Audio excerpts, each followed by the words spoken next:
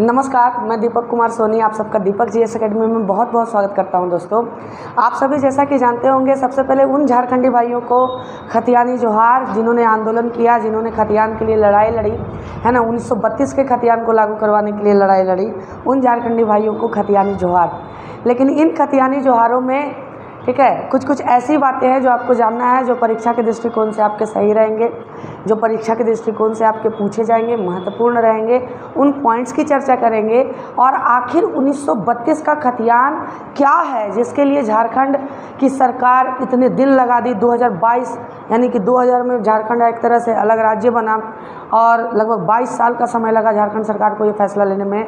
और आखिर 1932 ही क्यों, 1910 क्यों नहीं, 1985 क्यों नहीं, 1932 ही क्यों, 1932 का खतियान की ही क्यों मांग हो रही थी, है ना, मूल निवासियों के द्वारा। इसकी चर्चा हम लोग करेंगे और जानेंगे कि क्या है 1932 का खतियान, एकदम आसान शब्दों में। तो सबसे पहले आप जान लीजिए, इसमें कुछ हास्यास्पद बातें भी होने वाली हैं, क्योंकि देखिए हेमंत सोरेन साहब की जो एक तरह से नीति रही, इनकी सोच, क्या पता क्या भगवान ने दिया इनको सोच, है ना, किस प्रकार से ये फैसले लेते हैं और फैसले पर अपने अडिग क्यों नहीं रहते हैं, है ना। इसको लेकर के बात है यहाँ पर। तो सबसे पहले जानिए कि 1932 का खतियान है क्या दोस्तों। तो पिछले बुधवार को, है ना, बुधवार को हेमंत सोरेन साहब ने कैबिनेट से, है ना, एक बिल पास करवाया और उस बिल का जो था वो नाम था 1932 के खतियान पर नियोजन देना, है ना, यानी स्थानीयता को परिभाषित करना 1932 के खतियान पर। ठीक है, तो 1932 का खतियान है क्या, तो सुन लीजिए। झारखंड जो बना था वो आदिवासियों के हित को देखते हुए झारखंड का निर्माण किया गया था। आपको याद रखना है कि आदिवासी भाइयों की, है ना।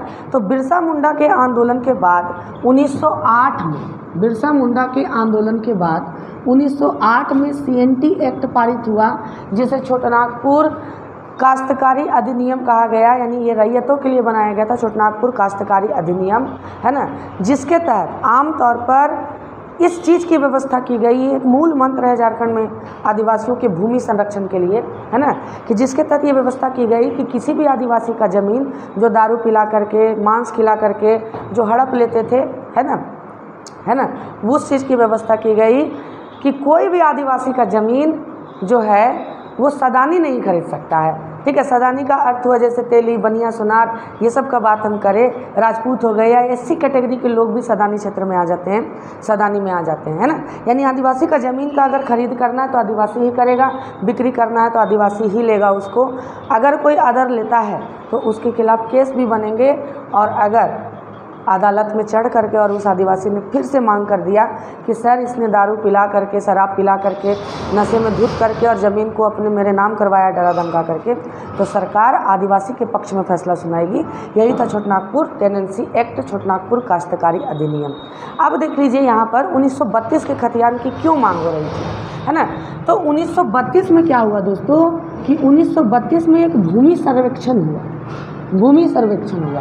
और 1932 में जो भूमि सर्वेक्षण हुआ, उस सर्वेक्षण के तहत कहा गया, है ना, उस सर्वेक्षण के तहत जो व्यक्ति, है ना, जो व्यक्ति का उस समय उनके नाम पर जो भूमि था, मान लीजिए कि अभी 1932 का समय है और अभी सर्वेक्षण हुआ, तो जिसके जिसके नाम पर भूमि था, जिसके जिसके नाम पर ज़मीन था, अच्छा समझिएगा, ये क्वेश्चन भी बनेंगे आपके, जिसके जिसके नाम पर ज़मीन था, है ना, उन्हीं को क्या कहा गया कि उन्हीं को, जो 1932 का खतियान लागू होने का बात है, कि उन्हीं के वंशजों को आगे जो होगा वो झारखंड का निवासी माना जाएगा। क्या माना जाएगा? उन्हीं के वंशजों को झारखंड का निवासी माना जाएगा। 1932 का खतियान के में जिनका नाम होगा वही, जैसे 1932 की बात करें तो 1932 में मान लीजिए कि पूरे झारखंड में सपोज कीजिए कि 10 टुकड़ा ज़मीन था और 10 टुकड़ा में 10 गो मालिक का था। ठीक है, तो अब इन्हीं 10 मालिकों के वंशजों को झारखंड का स्थानीय माना जाएगा, झारखंड का निवासी माना जाएगा इस खतियान के लागू होने के बाद, है ना। तो ये मैं आशा करता हूँ कि आप 1932 का खतियान समझ गए होंगे, इसकी उपयोगिता समझ गए होंगे दोस्तों, है ना, कि 1932 के समय जो भूमि सर्वेक्षण हुआ, है ना, जो रिकॉर्ड बने भूमि का, और उस समय जो भूमि के मालिक थे उन्हीं के वंशजों को अब क्या माना जाएगा, झारखंड का स्थानीय माना जाएगा।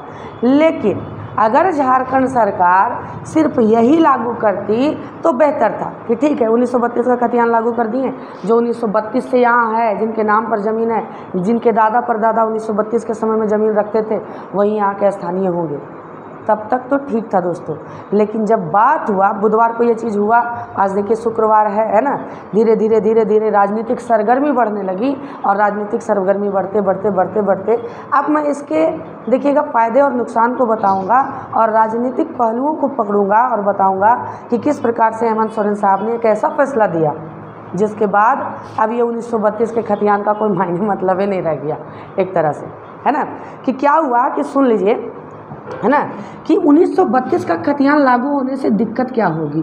तो 1932 के खतियान लागू होने से दिक्कत ये होगी कि देखिए, शुरुआत में मान लीजिए कि भूमि का 10 टुकड़ा था, ठीक है, भूमि का कितना था, 10 टुकड़ा था, और बाद में इसी भूमि का खरीद बिक्री कई एक बार हुआ, सैकड़ों बार हो गया, कोई आधा कट्ठा ले लिया, कोई 10 कट्ठा ले लिया। मान लीजिए 1932 में किसी के पास 10 बीघा ज़मीन था, अब उसमें से 1 कट्ठा ही लिया, 2 कट्ठा हो लिया, 5 कट्ठा हो लिया, 10 कट्ठा हो लिया, यानी भूमि का एक ही ज़मीन का बिक्री 10 बार हो गया, एक ही ज़मीन का बिक्री 10 बार हो गया। यानी कहने का अर्थ है कि अगर रांची में, सपोज कीजिए कि रांची में 10 रैयत थे, तो आज रांची में 100 रैयत है, उसी भूमि के आधार पर, उन्हीं भूमि के टुकड़ों को खरीद करके, ठीक है।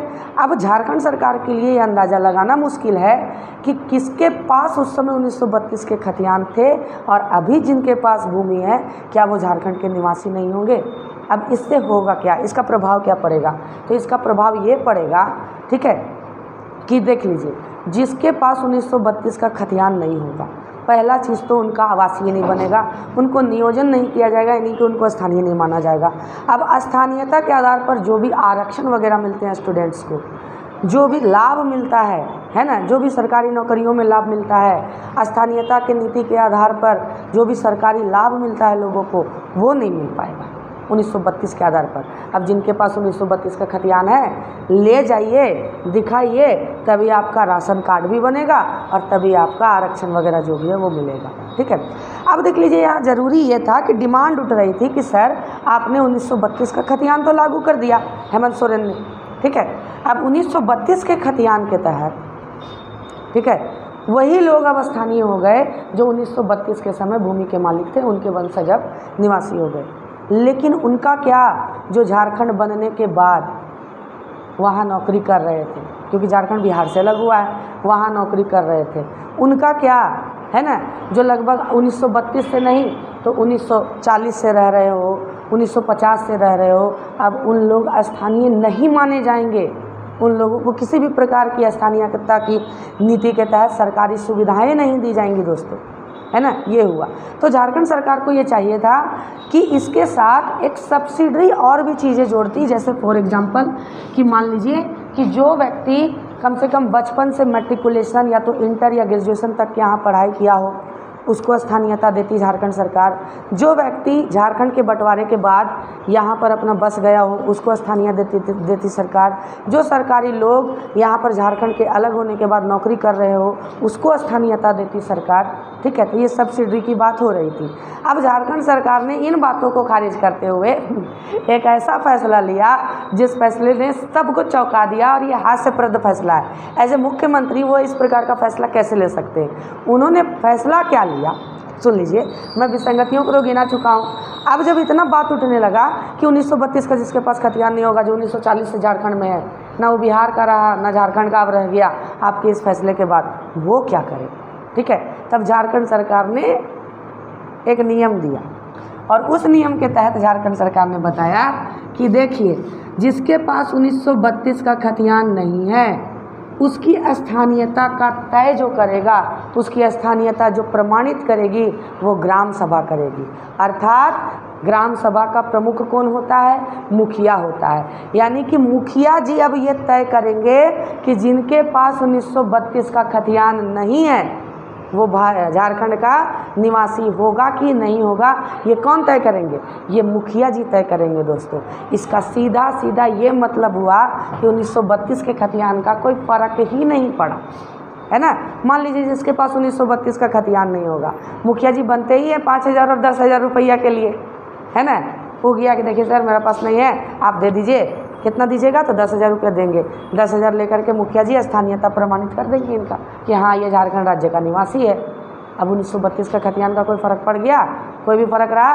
कोई फ़र्क नहीं रहा दोस्तों, है ना। तो हेमंत सोरेन साहब को चाहिए था कि इस चीज़ को ये नहीं लाते, है ना। 1932 उन्होंने लागू किया था, लागू करते कोई दिक्कत का बात नहीं था। लेकिन जो इन्होंने किया कि ग्राम सभा का जो मुखिया होगा वो प्रमाणित करेगा, जिनके पास 1932 का खतियान नहीं है, कि वो 1932 से रह रहा है कि नहीं रह रहा है। अगर मुखिया ने प्रमाणित कर दिया तो आपका आवासीय बन जाएगा, मुखिया ने प्रमाणित नहीं किया तो आपका आवासीय नहीं बनेगा। यानी अब मुखिया जी की ताबड़तोड़ कमाई बढ़ने वाली है। खुशियाँ मनाइए, दिवाली चालू हुआ मुखियाओं के घर में, है ना। मुखिया जी की ताबड़तोड़ कमाई बढ़ने वाली है। 10-10 हज़ार में अब आवासीय बिकेगा। 10-10 हज़ार में मुखिया जी साइन करेंगे कि सर 10,000 लीजिए और साइन कीजिए कि हम लोग 1932 से यहीं थे। यानी अब जो बाहरी भी होंगे वो भी जा कर के मुखिया जी से कंसल्ट करके 2-4 कट्ठा वहाँ ज़मीन लिए होंगे, वो भी मुखिया जी से बोलेंगे सर लीजिए 5,000 रुपये, 5,000 बड़ी है, 2,000 में तो आप बिक जाते हैं, है ना। 2,000 लीजिए और स्थानीयता हमारा प्रमाणित कर दीजिए। यानी ग्राम सभा आप तय करेगी कि जिसके पास 1932 का खतियान नहीं है वो झारखंड का निवासी है कि नहीं है, है ना। तो इसलिए मैं कहा था, आप थंबनेल में भी देखे होंगे कि मुखिया जी की कमाई अब बढ़ गई, है ना। इससे सबसे ज़्यादा फायदा किसको हुआ? मुखिया जी को हुआ, ये याद रखिएगा आप, है ना। तो यही सब कुछ विसंगतियां हैं। 1932 का इन्होंने लागू किया था तो 1932 पर अडिग रहते हैं, लेकिन ये ग्राम सभा को सौंपने का जो काम था वो नहीं करना था इनको, है ना। कि ग्राम सभा अगर तय करेगा ही जिनके पास 1932 का नहीं है, तो मुखिया तो आजकल सिंपल सा बात है कि कोई मुखिया अगर 20 लाख रुपया खर्चा कर दे रहा है अपने चुनाव जीतने के लिए, ठीक है, तो उसका तो एक और ऑप्शन बन गया ना। लेटरिंग में कमाइबे करता था, शौचालय बनाने में कमाइबे करता था, अब एक साइन करने में कमाएगा कि आप यहाँ के स्थानीय हैं कि नहीं। 5,000 दीजिए, झारखंड का निवासी प्रमाण पत्र लीजिए, है ना। तो ये बन गया, याद रखिएगा। तो खैर, जो लोग बोलते थे कि हेमंत है तो हिम्मत है, ठीक है, हेमंत साहब ने हिम्मत तो दिखाया लेकिन उस प्रकार से हिम्मत नहीं दिखाया। और खैर हेमंत है तो हिम्मत है ही, क्योंकि ये मुख्यमंत्री हुए जिन्होंने 1932 के खतियान को लागू करने की हिम्मत दिखाई। जब बाबूलाल मरांडी साहब बने थे दोस्तों, जानिएगा, थोड़ा सा इतिहास जान लीजिए। बाबूलाल मरांडी साहब जब बने थे तो 2002 में उन्होंने क्या किया कि इन्होंने 1932 के खतियान आधारित, बीजेपी के मुख्यमंत्री थे, 1932 के खतियान आधारित उन्होंने क्या कर दिया, नीति को लागू किया, ठीक है। नीति को क्या किया? लागू किया, जिसके कारण झारखंड में जगह जगह दंगे होने लगे, भाषाई आधार पर, खतियान के आधार पर बाहरी भीतरी करके और दंगा होने लगे, बहुत ज़्यादा आगजनी वगैरह हुई, जिसके बाद अदालत ने इस फैसले के, सरकार के फैसले को क्या कर दिया? खारिज कर दिया। आप ये ना समझें कि हेमंत सोरेन साहब ने सबसे पहली बार लाया 1932, बाबूलाल मरांडी साहब ने लाया था 1932, लेकिन अदालत ने खारिज किया क्योंकि आगजनी वगैरह उस समय हो रही थी, बिहार से तुरंत तत्कालीन अलग हुआ था। उसके बाद अर्जुन मुंडा साहब को मुख्यमंत्री बनाया गया और इतना ज़्यादा विरोध प्रदर्शन को देखते हुए किसी का भी हिम्मत नहीं हुआ कि 1932 के खतियान आधारित निवास नीति को, यानी कि नियोजन नीति को क्या कर सके? प्रमाणित कर सके दोस्तों, है ना। हाँ, रघुवर दास बने थे 5 साल के लिए, तो रघुवर दास ने भी नियोजन नीति को प्रमाणित किया था, लेकिन 1932 को लेकर के नहीं किया। उन्होंने कहा कि 1985 के तहत जो नियोजन नीति आई थी, मतलब कि जो भूमि का सर्वेक्षण आया था, वो भूमि का सर्वेक्षण के तहत 1985 से रघुवर दास ने, जो 1985 से यहाँ भूमि का स्वामी है, वो और उनके वंशज क्या हो जाएंगे? यहाँ के निवासी हो जाएंगे। लेकिन हेमंत सोरेन ने 1932 का खतियान लागू किया। यानी मेरा सवाल बस इतना सा है, इतिहास मैंने बता दिया कि 1932 इन्होंने लागू किया, ठीक था। ग्राम सभा के पाले में इस चीज़ को नहीं भेजना चाहिए था, क्योंकि आप जानते हैं कि जो मुखिया का 5,000 वेतन नहीं है दोस्तों, वो मुखिया 20-20 लाख रुपया खर्चा कर दे रहा है, 10-10 लाख रुपया, 5-5 लाख रुपया खर्चा कर दे रहा है अपना चुनाव जीतने के लिए, तो उसके लिए एक कमाई का ऑप्शन जो हो जाएगा, मुखिया जी 2,000 लेंगे, प्रमाणित कर देंगे कि जा तू ही हाला। तो हेमंत चचा, आपने ये गलत किया, ठीक है। आपको करना क्या चाहिए था? आपको करना चाहिए था सिर्फ 1932, कोई ग्राम सभा नहीं। खतियान दिखाइए, निवास प्रमाण पत्र पाइए, ठीक है। तो इसी के तहत दोस्तों हम लोग चाहते हैं कि 1932 तो लागू हो, लेकिन ग्राम सभा के पाले में ये ना जाए, है ना, क्योंकि मुखिया का कमाई इससे बढ़ जाएगा। और मुखिया के घर में आप जानते हैं कि 6 महीना में फॉर्चूनर आ जा रहा है, तो अब मुखिया के घर में 3 महीना में BMW भी आ सकता है, क्योंकि निवास प्रमाण पत्र तो बहुत कोई का नहीं होगा 1932 का, है ना। तो बहुत बहुत धन्यवाद दोस्तों, बहुत बहुत धन्यवाद दीपक जीएस एकेडमी परिवार से जुड़ने के लिए। और कुछ जो था वो पॉइंट्स थी जो छूट गई थी वो हम आपको बता दे रहे हैं। इसके साथ ही आरक्षण को भी झारखंड सरकार ने डिफाइन किया। जैसे कि देख लीजिए, आरक्षण में इन्होंने 27% आरक्षण ओबीसी को दे दिया, 27%, ठीक है। 28% आरक्षण एसटी को दे दिया, शेड्यूल ट्राइब जनजातियों को, शेड्यूल ट्राइब जनजातियों को दे दिया 28% आरक्षण। एससी को दिया दोस्तों 12% आरक्षण। एससी को कितना दिया? 12% आरक्षण। ये पॉइंट बन सकते हैं आपके कंपटीशन के दृष्टिकोण से, 12% आरक्षण। और आर्थिक रूप से कमज़ोर लोगों के लिए, है ना, EWS यानी इकोनॉमिक वीकर क्लास के लिए कितना दे दिया? 10% आरक्षण इन्होंने दिया। यानी कि अब झारखंड में कुल आरक्षण जो हो गया 100% में दोस्तों, 100% में कितना हो गया? 77% कुल आरक्षण हो गया। यानी जनरल कैटेगरी वालों के लिए मात्र कितना सीट बच गया? 23% आरक्षण का सीट बच गया। याद रखिए, यहाँ सबसे ज़्यादा नाइंसाफ़ी किसके साथ होता हुआ दिख रहा है मालूम है? ओबीसी को तो 27 मिल गया, ये बम है। एसटी को 28 मिल गया, ये बम है। यहाँ एससी देखिए दोस्तों मात्र 12%, ओबीसी से भी कम, मात्र 12% इनको आरक्षण मिला। कहाँ? झारखंड सरकार में।